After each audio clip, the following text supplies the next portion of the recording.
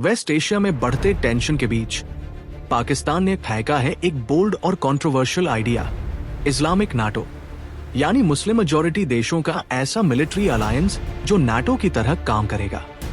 दोहा की समिट में 40 से ज्यादा इस्लामिक नेशंस के सामने रखी गई ये प्रपोजल सुनने में यूनिटी की बात लगती है, लेकिन असल में इसके पीछे छिपे हैं बड़े जियोपॉलिटिकल एम्बिशंस, रीजनल राइवलरीज और इंडिया की नेशनल सिक्योरिटी पर बड़े सवाल। तो चलिए समझते हैं पाकिस्तान की इस विजन के पीछे की असली कहानी। सितंबर 2025 में पाकिस्तान ने दिया एक बोल्ड प्रपोजल, इस्लामिक नाटो, यानी मुस्लिम मेजॉरिटी देशों का ऐसा मिलिट्री अलायंस जो नाटो की तरह काम करे। आइडिया रखा गया दोहा की इमरजेंसी समिट में, जहां 40 से ज्यादा इस्लामिक नेशंस जुटे थे। पाकिस्तान का मकसद खुद को मुस्लिम उम्माह का लीडर दिखाना, इजराइल और वेस्ट को काउंटर करना, इंडिया पर स्ट्रैटेजिक प्रेशर बढ़ाना और गल्फ से इकोनॉमिक बैकिंग लेना। लेकिन रियल चैलेंज है सऊदी ईरान राइवलरी, टर्की की डुअल रोल और पाकिस्तान की खुद की कमजोर इकोनॉमी। ये प्लान सुनने में एम्बिशियस है, पर रियलिटी में हर्डल्स ही हर्डल्स हैं। अब समझते हैं पाकिस्तान के इस्लामिक नाटो के कॉन्सेप्ट और विजन को। ये आइडिया बिल्कुल नाटो की तर्ज पर है, एक collective military alliance of Muslim majority countries, जिसका मकसद होगा एक्सटर्नल थ्रेट्स को काउंटर करना, खासकर इजराइल से आने वाले अटैक्स को। इसमें सबसे बड़ा हाईलाइट है कलेक्टिव डिफेंस क्लॉज, मतलब अगर किसी एक मेंबर पर हमला होगा तो उसे अटैक ऑन ऑल माना जाएगा और सब कंट्रीज मिलकर डिफेंड करेंगी। साथ ही मिसाइल और एयर डिफेंस कोऑपरेशन भी कोर हिस्सा है, यानी joint missile detection systems, air defence shields और इंटीग्रेटेड कमांड स्ट्रक्चर। इसके अलावा joint military exercises, shared intelligence, counter terrorism OPS और डिफेंस प्रोजेक्ट्स जैसे ड्रोन डिफेंस या नवल कोऑपरेशन भी इसमें शामिल है। पाकिस्तान का विजन साफ है, मुस्लिम वर्ल्ड को एक पावरफुल यूनिफाइड सिक्योरिटी ब्लॉक में बदलना। अब आते हैं इस्लामिक नाटो के की प्लेयर्स और लीडरशिप डायनामिक्स पर। इस अलायंस में थियोरेटिकली 40 से ज्यादा मुस्लिम मेजॉरिटी कंट्रीज शामिल हो सकते हैं। पाकिस्तान, टर्की, सऊदी अरेबिया, कटार, इजिप्ट, यूएई, यहां तक कि ईरान भी। लेकिन इतना बड़ा ब्लॉक बनाना आसान नहीं है, क्योंकि सुन्नी और शिया डिवाइड और रीजनल राइवलरीज बहुत गहरी हैं। पाकिस्तान खुद को इस अलायंस का लीडर प्रोजेक्ट कर रहा है, अपने न्यूक्लियर पावर स्टेटस और उम्माह की एकजुटता की नैरेटिव के साथ। उसकी कोशिश साफ है, इजराइल और वेस्ट को काउंटर करना और इंडिया पर स्ट्रैटेजिक प्रेशर डालना। लेकिन लीडरशिप की रेस में टर्की भी है, नाटो मेंबर होते हुए भी इस्लामिक वर्ल्ड में इन्फ्लुएंस बढ़ाना चाहता है। सऊदी अरेबिया अपने वेल्थ और सुन्नी लीडरशिप क्लेम के साथ बड़ा प्लेयर है, जबकि इजिप्ट अरब वर्ल्ड की सबसे बड़ी मिलिट्री लेकर प्रोमिनेंट रोल चाह सकता है। ईरान का पार्टिसिपेशन या ऑपोजिशन, दोनों ही डायनामिक्स बदल सकते हैं।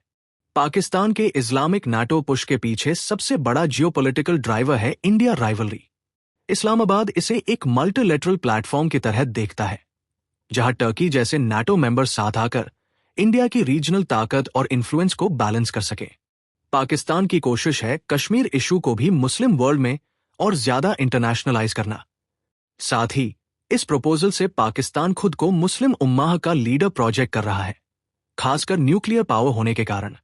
सऊदी अरेबिया और यूएई जैसे गल्फ कंट्रीज को अपनी न्यूक्लियर अम्ब्रेला देकर पाकिस्तान स्ट्रैटेजिक बैकिंग और इकोनॉमिक एड भी खींचना चाहता है। इसके पीछे एक और मकसद है, खुद को मुस्लिम वर्ल्ड का इंडिस्पेंसिबल मिलिट्री हब बनाना।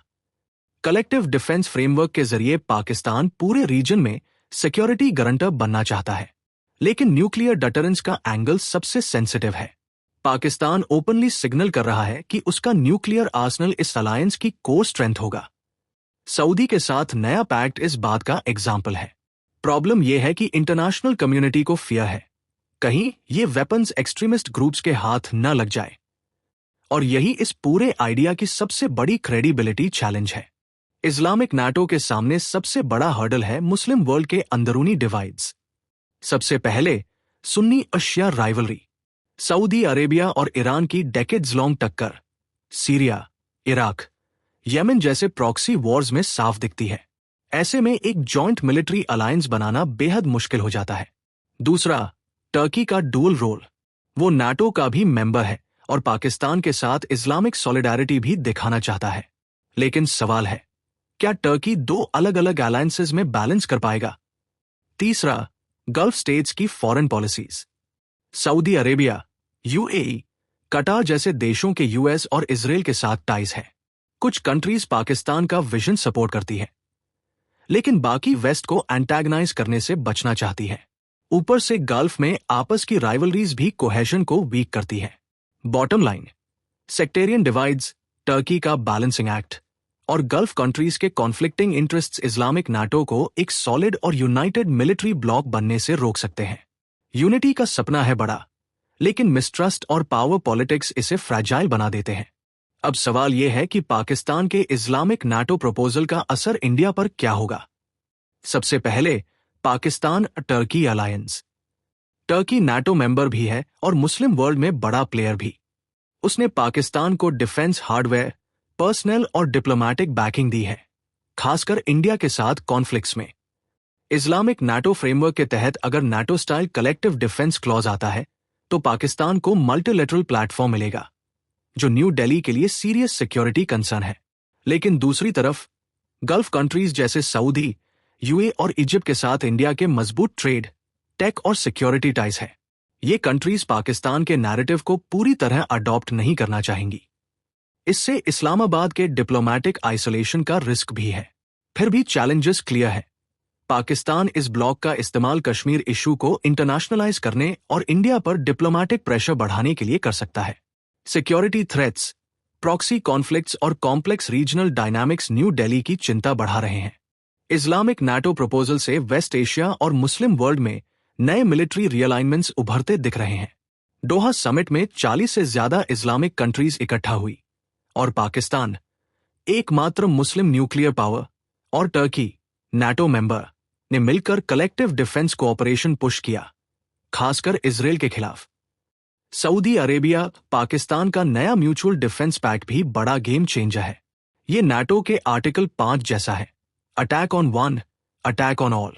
इससे मुस्लिम ब्लॉक में मिलिट्री इंटीग्रेशन और मजबूत हो सकता है। पावर शिफ्ट्स भी साफ है। सऊदी अब सिर्फ यूएस सिक्योरिटी अम्ब्रेला पर डिपेंड नहीं रहना चाहता। पाकिस्तान न्यूक्लियर स्टेटस के दम पर प्रोमिनेंस चाहता है, और टर्की अपने डुअल रोल, नाटो और मुस्लिम लीडरशिप को बैलेंस करते हुए इन्फ्लुएंस एक्सपैंड कर रहा है। टेंशंस भी बढ़ रहे हैं। इजराइल के एयर स्ट्राइक्स और हमास से जुड़े कॉन्फ्लिक्ट्स ने मुस्लिम स्टेट्स को और करीब लाया है, जिससे कोऑर्डिनेटेड मिलिट्री रिस्पॉन्स का रिस्क भी बढ़ गया है। इस्लामिक नाटो बनाने और सस्टेन करने के सामने सबसे बड़े हर्डल्स खुद मुस्लिम वर्ल्ड के अंदर है। सबसे पहले, इंटरनल डिविजन्स। सुन्नी शिया राइवलरी, खासकर सऊदी अरेबिया वर्सेस ईरान, इतनी डीप है कि collective military cooperation almost impossible लगता है। ऊपर से कटार, यूए या टर्की इजिप्ट जैसी राइवलरीज भी ट्रस्ट को वीकन करती है। दूसरा, इकोनॉमिक डिस्पैरिटीज। गल्फ कंट्रीज जैसे सऊदी, यूएई, कटार डिफेंस बजट्स में रिच है, लेकिन पाकिस्तान और कई अफ्रीकन मुस्लिम नेशंस इकोनॉमिक क्राइसिस से जूझ रहे हैं। बर्डन शेयरिंग और जॉइंट डिफेंस प्रोजेक्ट्स में इम्बैलेंस साफ है। तीसरा, पाकिस्तान की अपनी problems, debt, inflation, foreign reserves crisis और डोमेस्टिक इंस्टेबिलिटी। न्यूक्लियर पावर होते हुए भी इस्लामाबाद की कैपेसिटी इस अलायंस को लीड करने की बहुत लिमिटेड है। और चौथा, टेक्नोलॉजी और मिलिट्री शेयरिंग डिफिकल्टीज।